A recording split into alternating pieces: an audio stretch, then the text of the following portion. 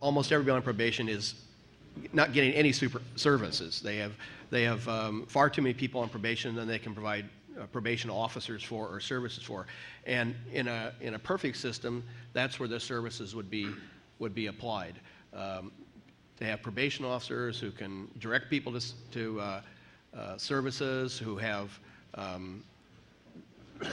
the ability to offer incentives such as a reduction in the time on probation, or at least a recommendation of reduction in time on probation, and who also have both the carrot and the stick. In other words, they have the ability to use a crude term, threaten people with revocation of probation if they don't comply with the conditions set by the court.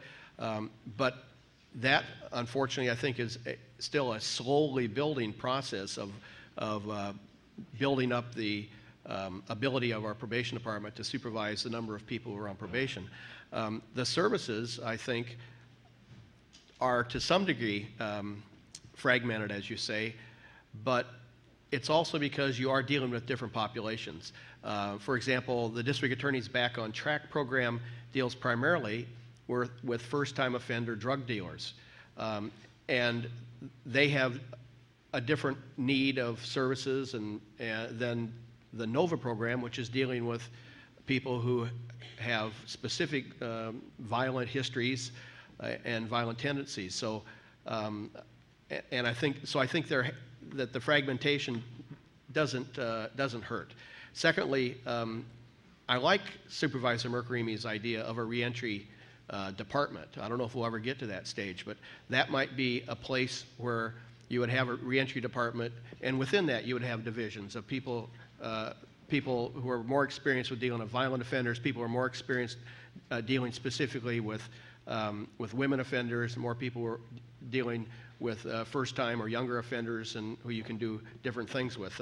So even though fragmentation sounds like disorganization, I don't think so. I think it provides more of a specialization. In San Francisco, you know, we have about 45,000 people come through our jail a year, most of whom don't stay very long. Our sentence population is probably 8,000 people who get jail sentences and serve jail sentences and get out. And of course, some people are sent off to state prison as well. So I think the numbers really are manageable if there's a will to provide services. Case management services seem to be the most effective. We used to have funding for a mentally ill offender case management program funded by the state. It had incredibly good results of people having case managers who helped mentally ill offenders stay on their meds and make their appointments and find housing and negotiate some of the complications of their housing. And very few of those individuals ever got rearrested while they were on a case management program. So if you were going to ask me for the ideal program, I would say that ex-offenders should voluntarily be part of a case management program, and most people would take those services. And I think that then they don't have to figure out where the services are themselves, because it is a complicated and fragmented and dispersed system. But if they had a case manager, the case manager would know where those systems were, could tailor them to the needs of the person, and then the services that do get delivered, I find, are effective. I just want to add one thing. I mean, the NOVA program that we've talked about here, I believe it served about 100 formerly incarcerated individuals. The Board of Supervisors invested about $1 million in that project over the past 2 years, and we received a grant from the Department of Corrections for $500,000. So that program will probably serve about 200 people this year.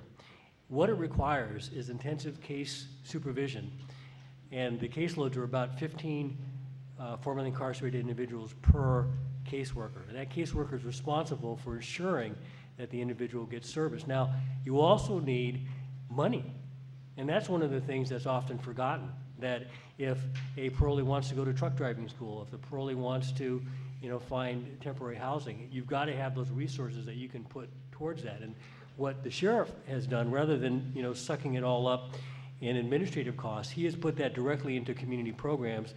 They then created a comprehensive database. So community providers can work together. So if you have a housing person working with an education person, working with the life skill persons, they can all communicate with each other simultaneously. And this is something that we're going to talk about later in the program. And we work with a host of program providers who are located in the community, because if you have these programs outside of the communities where the parolees live, and if you look at where parolees are, there are about 1,500 parolees in San Francisco at any given time. A third live in Bayview Hunters Point, probably about 20%, 25% are in the Tenderloin. So they're in communities such as the Mission, Western Addition, and you have to have those services located in the community so they're accessible to people. And so if you look at that and you ask the question, if we had 20 million, if we had 25 million, if we had 50 million, what kind of changes could we make? It could be monumental. But provided that there's good leadership, provided that there's accountability, and provided that it just doesn't get sucked up by, you know, other administrative costs. It really has to go down and flow down to the parolee or probationer, and I think that's key. And what's been good about the programs that we have implemented is that we have put an evaluation component in there, and you have to have that. Otherwise, you know, it's like flushing money down the toilet. You don't know where the money goes, and you have to be able to show that level of accountability. And, you know, so, I mean, I think the challenge here is what could we do if we had more resources? We do need those resources, and we need to advocate for that. To put the money somewhat in Jeff's perspective, as he pointed out, during this 12-month period, we'll have, or 18-month period, I think, we'll have about $1.5 million to spend on NOVA for those reentry services for that group of offenders. But in my department budget for running the county jails, I'll spend about $100 million.